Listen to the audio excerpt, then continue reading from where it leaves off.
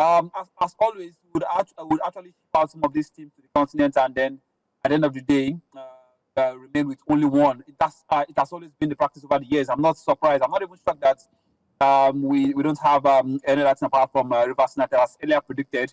It will be only Rivers United that will get straight into the group stages of the CAF competition. This is bad for Remo Stars, because in like 3 seasons back to back, they've been unable to get into the continent, despite doing so well right here in Nigeria. Last 3 seasons they finished second, and of course last season they won the league. And in those 3 seasons they've been unable to get into the group stage of the CAF Champions League, which is a shame, because when you talk about the league, you are talking about teams like, Remo Stars over the years has become that team which every other private owned club have been looking up to. When you talk about a team that is well structured, well run in Nigeria Premier Football League, you talk about Remo Stars. And then if such a team cannot even get into the group stages, teams who are being owned by the government would point at Remo Stars and say they are the ones doing us a favor, because last year it was Coach Olarewaju Yemi and Eyimba. This year it is Coach Olarewaju Yemi and Finidi George and Rivers United. These are government-owned clubs against private-owned clubs. It's unfortunate that Remo Stars have been pitched again. They don't have the luck of a draw. Let's say that. In the last 3 seasons, they've not had the luck of a draw. Even though I think they should be able to dispatch the team from Ghana. Dreams FC. Dreams FC. But then in this year, they have the luck of a draw. But having said that, I think the bigger picture is the fact that our league, we cannot contend. A lot of friends have been talking about the fact that, yes, we played against Bafana of South Africa. But yes, this same team, I can't remember the last time Sundowns beat a South African team in the league 5-1. I can't even remember the last time, but they beat Remo Stars away from home 5-1. That's to tell you that apart from Sundowns, I don't think we can even hold our own against some South African side. That's the fact. It's just the way the league is right now. I don't think we are there yet, so it's not unfortunate. I just wish Rivers United can go all the way, and of course maybe do something, go as far as let's say quarter, semi-finals, and let's see how it goes for them. But at this point in time, it's just to say, yeah, we are back to where we used to be, and then we keep talking, and then it's just a cycle. We come back here, talk about this, go straight into the next season. Another new team wins. Let's say we push Nassau United or somebody else into the continent. We get somebody else to win the FA Cup, and then we come back to talking about only one team. It's a shame, honestly. The more we keep talking about it, the less those guys do anything about it. I don't think those who are administrators in the league know exactly what to do, because it is a problem. We are seeing it. It's a problem. Just before you brought me on, you were talking about the under-17. How do we even qualify for these competitions? Even when we qualify, how do we get? We qualify just we by the grace of God. At this point in time, even though if you are going to the World Cup, just start talking about the senior team, under-17, best loser, the under-20 guys, best loser. Just the league, the football in the country is not well run at the moment. And the more we keep praying to qualify for tournaments, the more we keep deceiving ourselves. Because next year we want to ship out 4 teams to represent us on the continent. And then we know that only one team will make it to the group stage. Is that no waste of slots? Is that no waste of time, waste of energy for these teams? It's just what it is. Just go around the circle. We've been talking about these things for the past 10 years, and then we keep talking about it. This 2025, trust me, 2026, we'll be talking about this same thing again. All right, Pius.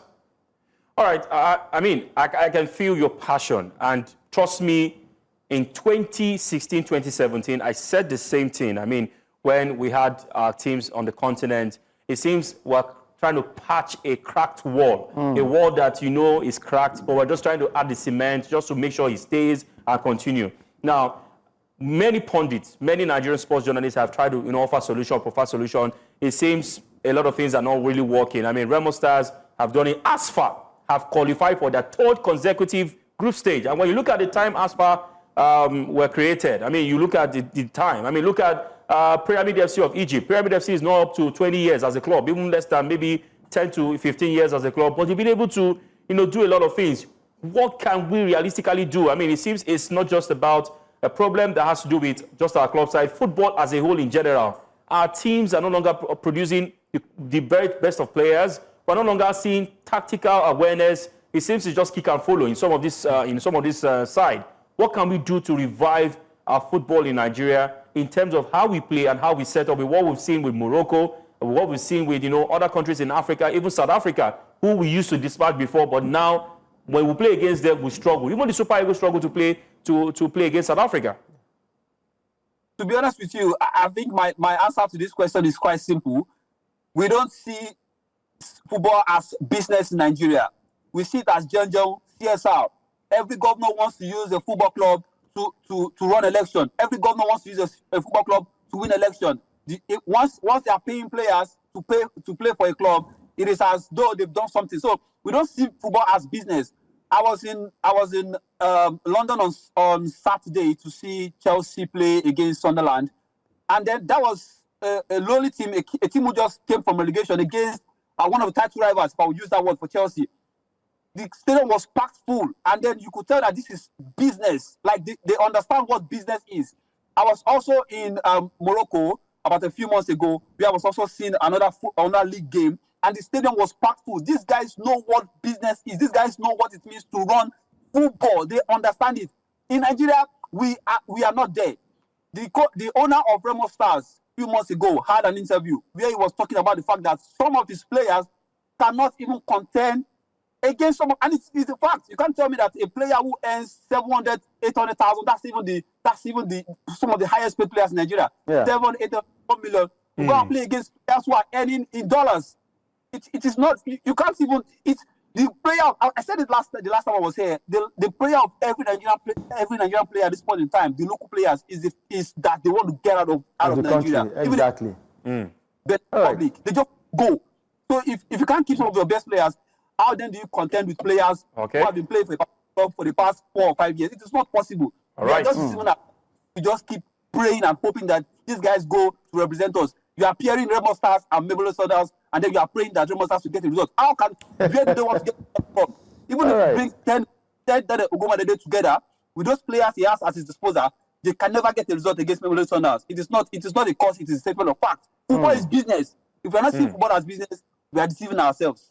All right. If we do not see football as a business, indeed, we are deceiving ourselves. And for Nigeria, people have said that we base our hopes on, we base our football on hopes and inshallah and our calculators. But of course, another loss for Nigeria, another loss for Remo Stars. But we keep hoping, like I said earlier, hoping that things will work out one day for football in the country. Thank you very much, Pius, for joining. And you need to tell us what you do, because today you are in London, tomorrow you are in Morocco. I wonder when you go to Pluto or Mars to go and watch a football game. Well, always a pleasure having you on the show, Pius. All right, always a pleasure. And of course, we'll get back soon. And of course, we hope that the football in Nigeria is well run by, of course, administrators who know how to run football. Definitely. Thank you very much.